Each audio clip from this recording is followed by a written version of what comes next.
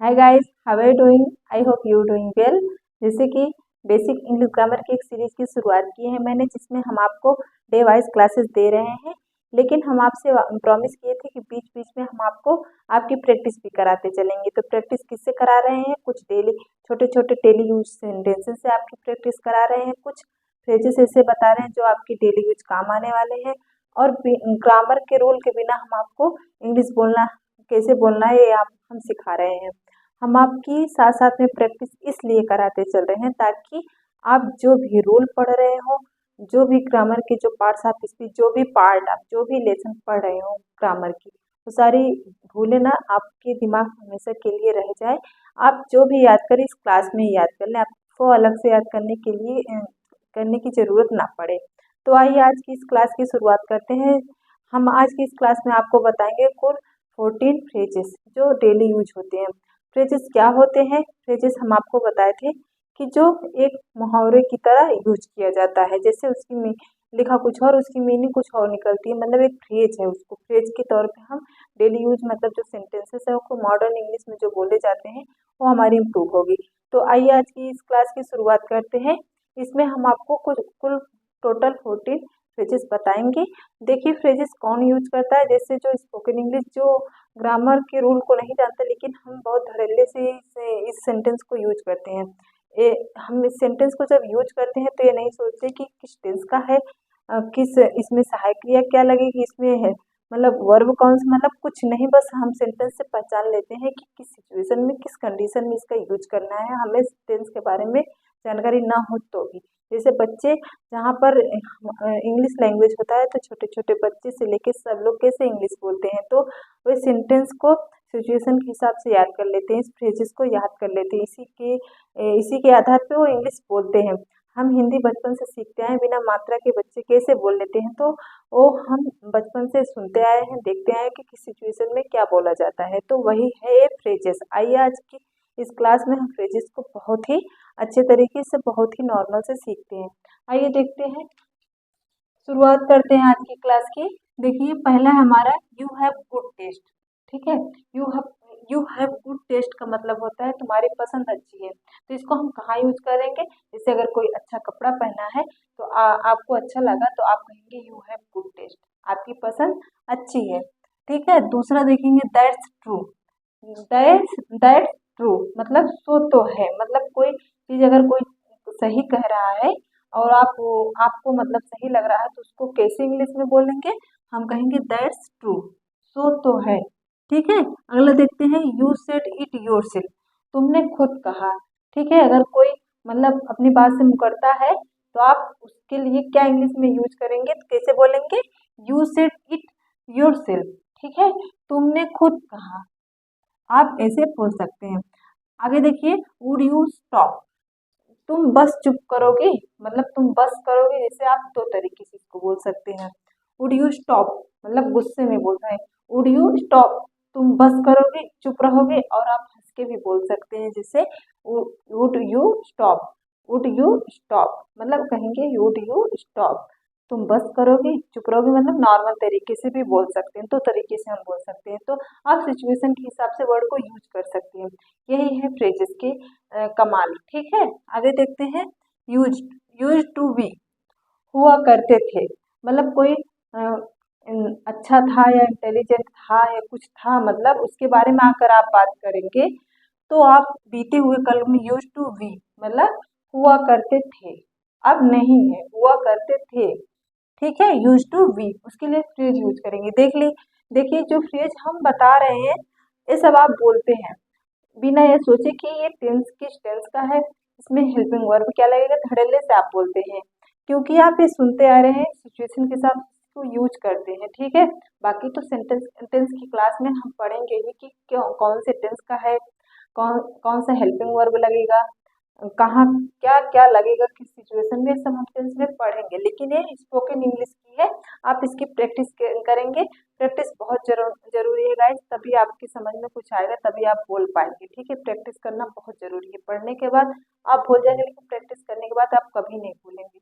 आगे देखिए for for real, सच में। ठीक है, फॉर रियल सच में, सच में कोई बात करने का आप उसके लिए क्या यूज करेंगे, फॉर रियल, ठीक है, फॉर गुड, हमेशा के लिए। देखिए यहाँ पर जो हम वर्ड लिखे हैं उसकी मीनिंग एकदम अलग है। हम आपको बताए थे कि मीनिंग अलग रहेगी, सेम भी रहेगा, अलग भी रहेगा, बिकॉज ये फ्रेजेस है, फ्रेजेस ऐसे ही यूज होते हैं। ठीक है, आगे देखिए, इन नो टाइम, बहुत जल्द। देखिए लिखा गया है इन नो टाइम और इसकी मीनिंग है बहुत जल्द। यही है फ्रेजेस, जब कोई बहुत जल्द कोई आने वाला है, आप किसी के बारे में पूछते हैं तो आप उसको इंग्लिश में क्या कहेंगे कि वो बहुत जल्द आएगा, कहेंगे in no time, in no time, बहुत जल्द। ठीक है, आगे आई थॉट सो, मुझे लगा ही था। कोई बात होगी, आप उसके बारे में मतलब कहेंगे, आपको आप अनुमान लगा रहे होंगे तो आप कहेंगे मुझे लगा ही था कि ऐसा होगा। ठीक है, तो उसके लिए मुझे लगा ही था के लिए आई थॉट सो, इसके बाद आप सेंटेंस जोड़ सकते हैं। ठीक है, आगे देखते हैं, आई वॉज सो टेंस, मैं कितना परेशान थी।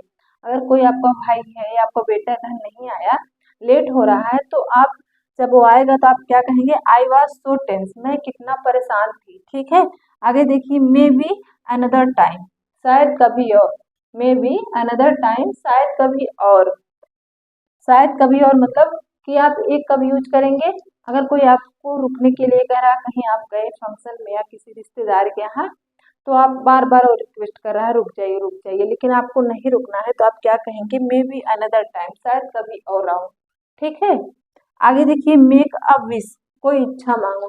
जैसे कोई विश आप मांगते हैं, भगवान से मांगते हैं, कोई आपके आईलैशेस टूट जाते हैं, उसको हाथ पे रख के आप मांगते हैं ना, तो उसको उसके लिए जो इच्छा आप मांगते हैं उसके लिए क्या फ्रेज यूज करेंगे, make a wish, make a wish, कोई इच्छा मांगो। ठीक है, आगे देखते हैं, यू विन, तुम जीत गए। देखिए अगर टेंस के हिसाब से बनाएंगे तो यू ओन होगा, लेकिन यहाँ पर देखिए यू विन है, तुम जीत गए। ठीक है, आगे देखते हैं, 14 हमारा है, 14, यू वर राइट, तुम सही कह रहे थे। यू आर राइट, तुम सही कर रहे थे। यहाँ पर आर नहीं गा, वर होगा। ठीक है, you are right, you were right, तुम सही कह रहे थे। आगे देखिए, यस यू आर राइट, तुम सही कह रहे थे। देखिए दोनों में यूज होगा, ये दोनों फ्रेजेस इसके लिए यूज होते हैं। आप तुम सही कह रहे थे के लिए यू आर राइट कहेंगे, यू आर राइट। यहाँ पर देखिए पास्ट टेंस का है, थे आया है, यहाँ पास्ट टेंस का है। लेकिन अगर कोई काम जारी हो, प्रेजेंट का हो, यू यस मतलब हाँ, यू आर राइट, तुम सही कह रहे हो। ठीक है, हाँ तुम सही कह रहे हो, यहाँ पर हाँ होगा, हाँ तुम सही कह रहे हो। आगे देखते हैं, हमारा क्या है, don't you think, don't you think, तुम्हें नहीं लगता, डोंट यू थिंक, तुम्हें नहीं लगता कि ऐसा होगा, कि ऐसा करेगा वो, तुम्हें नहीं लगता। Don't you think, what then, फिर क्या, तुम्हें नहीं लगता तो फिर क्या, कहेंगे व्हाट देन। जिससे कन्वर्सेशन होती है एक दूसरे में, एक फ्रेंड से दूसरे फ्रेंड में, तो वही फ्रेजेस है यहाँ पर कि डू यू थिंक, तुम्हें नहीं लगता कि वो ऐसा करेगा, तो फिर जवाब आएगा व्हाट देम, फिर क्या करेगा, मतलब फिर क्या, व्हाट देम। उसके बाद व्हाट फॉर, किस लिए।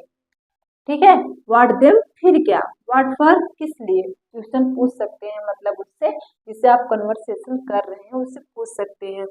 आगे देखिए, लेट लेट दैट बी, मुझे भी छोड़ भी दो।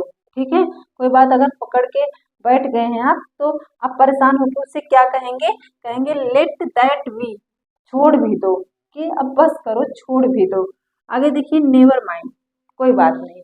अगर आप किसी से गलती, आप कोई एक बात आप आपसे कोई कहा और आप वो नहीं सुन पाया, आप किसी से कह रहे हैं तो वो कहेगा फिर से कहो, आपका मन नहीं है फिर से कहने का, तो आप कहेंगे नेवर माइंड, कोई बात नहीं। ठीक है, नेवर माइंड, कोई बात नहीं। व्हाट यू थिंक, तुम्हारी क्या राय, व्हाट यू थिंक। अगर आप किसी से एडवाइस मांग रहे हैं तो आप अपनी बात रखेंगे, उसके बाद कहेंगे व्हाट यू थिंक, तुम्हारी क्या राय है, व्हाट यू थिंक, तुम्हारी क्या राय है। आप किसी से पूछ सकते हैं, जैसे दो चार लोग बैठ के बात कर रहे हैं तो एक एक लोग राय लेनी है, तो कहेंगे आप व्हाट यू थिंक, तुम्हारी क्या राय है। आगे देखिए, इट्स अप टू यू, निर्णय आपका है। इट्स अप टू यू, निर्णय आपका है। आगे देखिए, आई हैव नो क्लू, मुझे बिल्कुल पता नहीं। आई हैव नो क्लू, मुझे बिल्कुल नहीं पता, मतलब कुछ भी नहीं पता इस बारे में, जिस बारे में कोई आपसे बात करे और आपको ना पता रहे तो आप क्या कहेंगे? आई हैव नो क्लू, मुझे बिल्कुल नहीं पता। देखिए फ्रेंकली स्पीकिंग, फ्रेंकली स्पीकिंग का मतलब होता है सच कहूँ तो, मतलब आगे आप बात जोड़ सकते हैं। देखिए टेक इट और लीव इट, टेक इट और लीव इट का मतलब है, जैसे आप शॉपकीपर है, अगर कोई आपसे कोई सामान ले रहा, आप शॉपकीपर है, आपसे कोई सामान ले रहा है, तो अगर वो बहस कर रहा है कि इतने में नहीं, इतने में दीजिए, इतना ज़्यादा है, तो आप क्या कहेंगे? लेना हो तो लो वरना रहने दो। उसको इंग्लिश में आप कैसे कहेंगे? टेक इट और लीव इट। ठीक है, टेक इट और लीव इट मतलब लेना हो तो लो वरना रहने दो। ये शॉपकीपर के लिए है। आगे देखिए I have a sweet tooth, I have a sweet tooth, sweet tooth का मतलब होता है यहाँ पर मीठा दांत नहीं होगा। देखिए यहाँ पर देखिए वर्ड से तो लग रहा है यहाँ मीठा दांत होगा, लेकिन यहाँ मुझे मीठा पसंद है, उसके लिए फ्रेज है ये, I have a sweet tooth. ठीक है, I have a sweet tooth मतलब होता है मुझे मीठा पसंद है। आगे देखिए वाई नॉट, क्यों नहीं, वाई नॉट, अगर आप कोई कोई कहेगा आप आएंगे तो आप कहेंगे वाई नॉट, क्यों नहीं, हम जरूर आएंगे।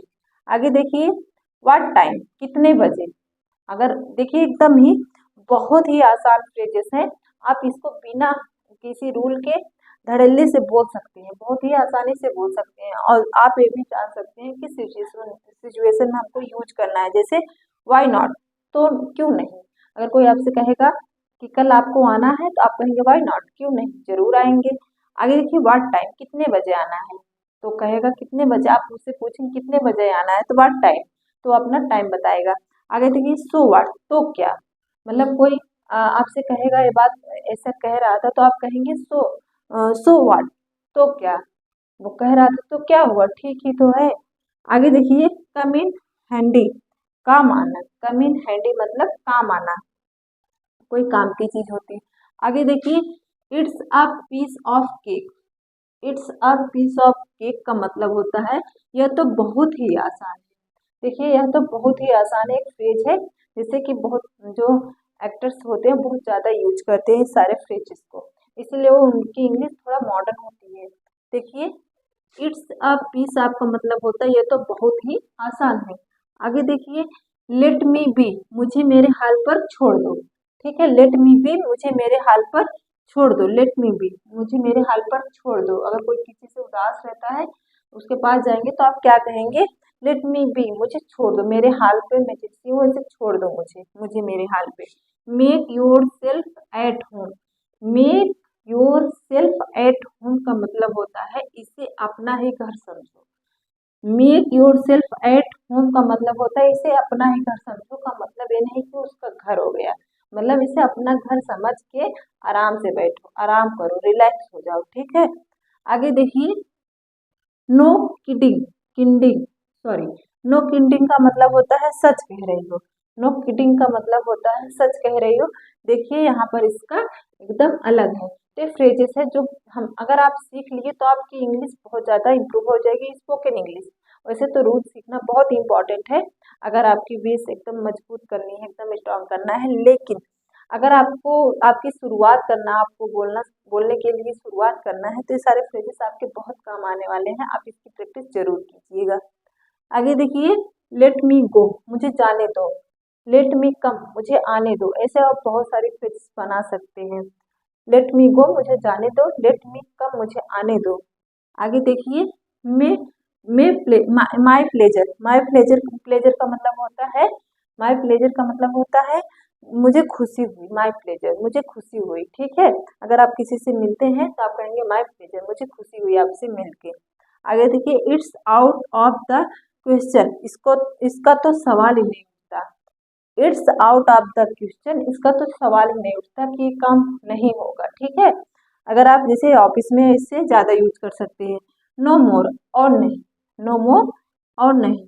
नेवर से नेवर, कभी कभी कभी नहीं को कभी नहीं बोलना। ठीक है, नेवर कभी नहीं बोलना, इसकी मीनिंग तो कभी नहीं होगी ना, तो नेवर कभी नहीं बोलना। ठीक है, नेवर से नेवर, नेवर कभी नहीं बोलना। ठीक है, कि मुझसे इंग्लिश नहीं सीखा जाएगा, ऐसा आप नेवर कभी मत बोलना, ठीक है। आगे देखते हैं, नथिंग एट ऑल, कुछ भी नहीं, नथिंग एट ऑल कुछ भी नहीं, मतलब कुछ भी इम्पॉसिबल नहीं है, नथिंग एट ऑल इम्पॉसिबल, कुछ भी नहीं, इम्पॉसिबल नहीं है, कुछ भी असंभव नहीं है। आप ऐसे उसके आगे कोई ना कोई सेंटेंस जोड़ के इन सारे फ्रेजेस को और भी बड़ा कर सकते हैं, बोल सकते हैं। हम आपको बहुत ही छोटे छोटे फ्रेजेस इसलिए बताएं ताकि आप इसको कन्वर्सेशन में यूज कर सकें, आप इसकी प्रैक्टिस कर सकें, ताकि आप बोलें और आपकी जो इंग्लिश की स्पीकिंग है वो बहुत ही मतलब बहुत ही आसान हो जाए। आप बड़ा इसलिए नहीं बता रहे हैं ताकि आप कंफ्यूज ना हो, आप बोर ना हो, इसलिए हम छोटे छोटे सेंटेंस, छोटे छोटे फ्रेजेस आपको बता रहे हैं। तो आज की वीडियो कैसी लगी, आज का ये क्लास कैसा लगा, आज का ये लेसन कैसा लगा, ये कमेंट करके ज़रूर बताइएगा। और आपके अगर कोई भी डाउट रह गया, कहीं गलती हुई हो तो कमेंट करके ज़रूर बताइएगा, हम आपके कमेंट का जवाब देंगे। और वीडियो अगर थोड़ी भी पसंद आई तो लाइक ज़रूर करना, और अगर चैनल पे नए हो तो चैनल को सब्सक्राइब कर देना। हम मिलते हैं अगली वीडियो में बेसिक इंग्लिश ग्रामर की जो सीरीज है उसके साथ। आज की क्लास यहीं पर ख़त्म करते हैं। अपना ख्याल रखिएगा, बी पॉजिटिव।